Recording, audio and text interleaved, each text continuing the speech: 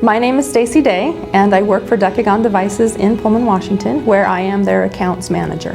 One day as I was coming into work, I noticed that the business across the street from us had an INBC bus in the parking lot, and I remember thinking to myself that I didn't know that they did that they actually came out to business sites. And I've always donated blood, and so I thought, well, this would be really great if I could get my employer on board, because then I don't have to work it into my schedule. And so I called up the INBC in Lewiston and got put in touch with the recruitment coordinator, and she was more than willing to talk to me about becoming a business chairperson and setting up our business for donations. From the moment that the bus shows up in our parking lot until they leave in the afternoon, I really have very little to do with the drive. What I do is all at the beginning, a couple weeks in advance when I'm getting people signed up.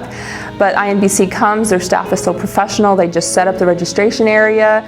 I let people know it's starting, and people just show up, and the person working the registration desk just helps them through the process, and they get out to the bus, and they just make it so incredibly easy.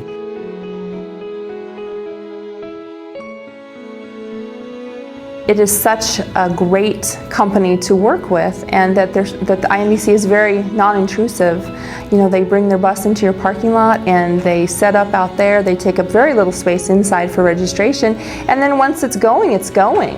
I mean, once I get the blood drive started, I really can do my regular duties for the rest of that day. It's not disruptive, and it's not in anyone's way.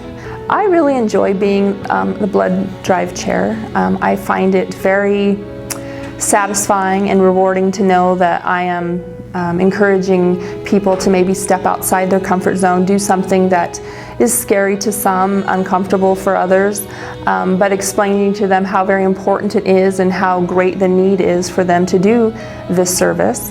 And so it's very satisfying for me to see people try it for the first time, come back after years of not having done it and be like, oh, that wasn't so bad, you know, and just getting people to realize that it's not as big a deal as I think some people think it is, and that just makes my heart happy to know that I've helped someone find an easy way that they can give back to the community. I think people don't understand how important blood donation is. We live in a fantastic area with you know, great hospitals, fabulous doctors, but none of those things matter if they don't have a blood supply in which to work with. I first started giving blood when I was in college, which was a very, very long time ago. And you know, back then I don't know that I had a real reason for giving blood. I just always felt really strongly that it was something that I was able to do, was well enough to do, and that's something that I should do.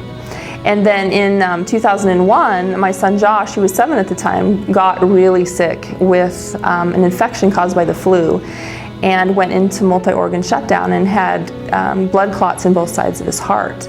And we were airlifted to Sacred Heart Children's Hospital, where we were basically told, you know, he's either going to end up on a transplant list or he's going to die, because there just really isn't anything we can do. That being said, the wonderful doctors did everything that they could do, and he received quite a bit of human blood product to help fight the infection that was causing the problems. And he made a miraculous recovery. And now he stands at 6'7" and he's almost 21 years old. And you know, someone made that blood donation that saved my son's life. And so the very least that I can do is continue to make donations that one day maybe my blood donation will save someone else's life.